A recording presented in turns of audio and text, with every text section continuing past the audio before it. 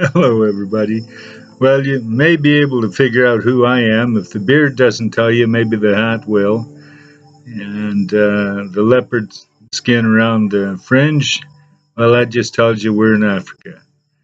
And this is a Christmas message. It was starting out to do a comparison between Jesus and Santa. And the white hair like wool, both of us white hair like wool, both of us with beards. Not knowing the hour of our coming, Santa Claus or Jesus, don't know when he's coming. Both being carpenters, at least Santa's a toy maker, and both coming like a thief in the night.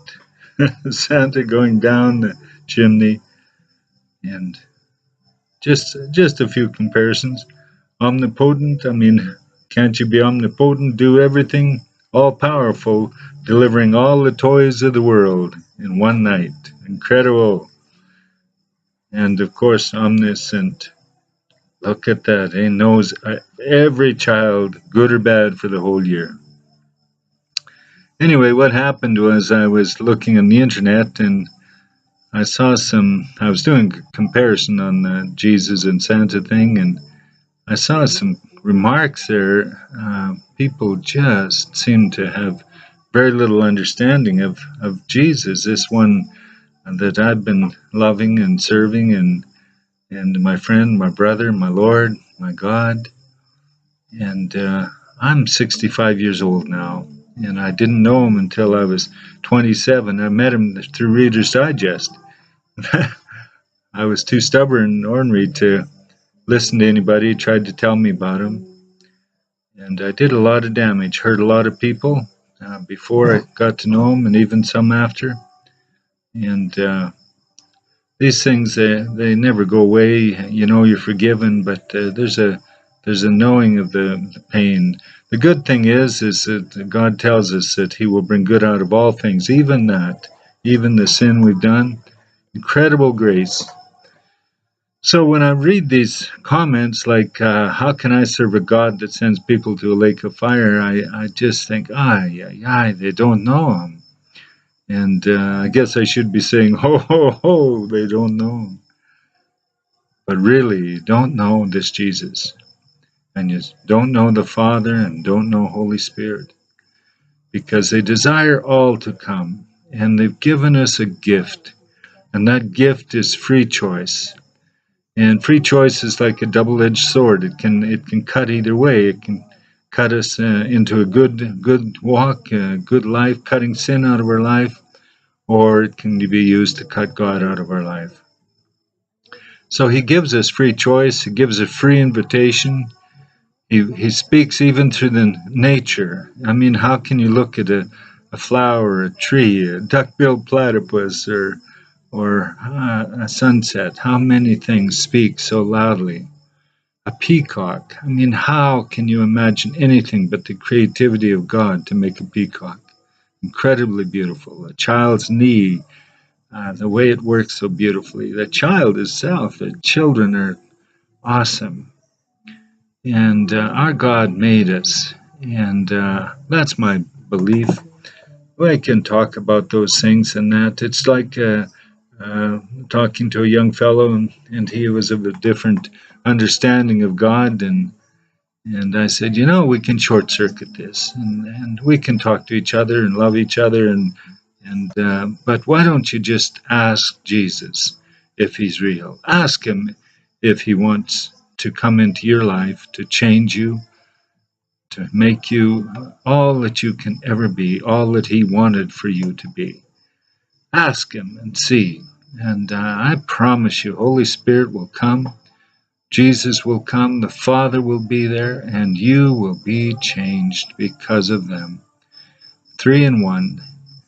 Try to explain it. You don't need to somebody that's experienced it. Try to explain color to a man that's colorblind, or sight to a man that's blind. It just doesn't work. The words aren't there. You cannot express what it's like to walk with the living God, to live and hear and talk with.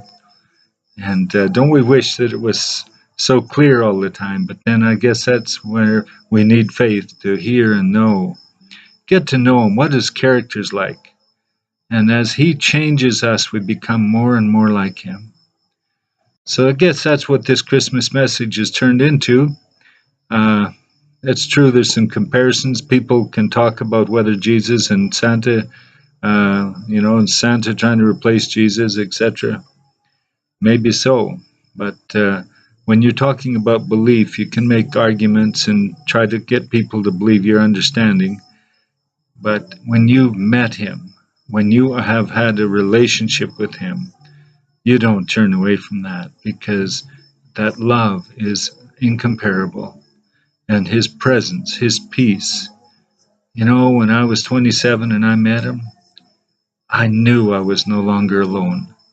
And that's a wonderful gift, because I was alone up until that time. I was self-made, I was self-absorbed, and I was proud, full of myself. Had a family, did a lot of damage. But God has ended up using me in some pretty wonderful ways, and caring for children. You can tell we're in Africa. Anyway, I want you to know that this is our hope and my hope for you, my wife's hope for you, that you would know Jesus Christ, that you would know Holy Spirit, that you would know the Father. Christians, those of you that are Christians and don't know Holy Spirit, those of you who know from the book that you know Jesus just because you believe by what you've read, ask him to show you who he really is, to come and have an experiential interaction with him. He is absolutely worth everything. The pearl of great price. To those that aren't Christian, well, the invitation is there. Ask him, ask him, ask him. He will come. If you are sincere and desire to know God, the living God, the true God, he will come. Now, many people think that Santa and the Good Fairy and the Bunny Rabbit at Easter, all of these things that are really negative to the child's upbringing, and then especially in Christian families where you try and tell them about Jesus, and they have to believe in Jesus, yet they haven't had that intimate interaction yet. And so that you can look on the internet and you'll find psychiatrists and these well-versed people on both sides of the fence. What do you have when you've got some experts in the room? Well, you have an argument. But there's no argument when you get in the room with Jesus. You just bow down before him because he's good. He's awesome. And when Holy Spirit starts moving in your life, and you start to move in the works and wonders that he gives, the empowerments that he gives, the gifts and the fruit of him, love, joy, peace, gentleness, kindness, self-control. And then the Father, that you would sit on his knee, hear his heartbeat, and know that he gave Jesus, his only begotten Son, just for you and just for me. So enough of that. Nothing more important I could ever say. Started out having a little fun with this, but it's really serious. It's life serious. So God bless you, and have a Merry Christmas. I hope this makes some sense to some of you, even if it's only one. Amen. And that's about it from me here. I'm not even going to tell you my name or where I am, but we do have a wonderful life, and it's only because of God in us, and what he's doing with us here is incredible. Love you lots, not near as much as your Father does, and not near as much as your Lord does. He desires all to come, and Holy Spirit will comfort, he will counsel, and he will teach. And that's not my promise, it's his. See you again. I'm not sure if I'll do any kind of Christmas thing again on this, but if I don't, stay well, be well, and bye-bye.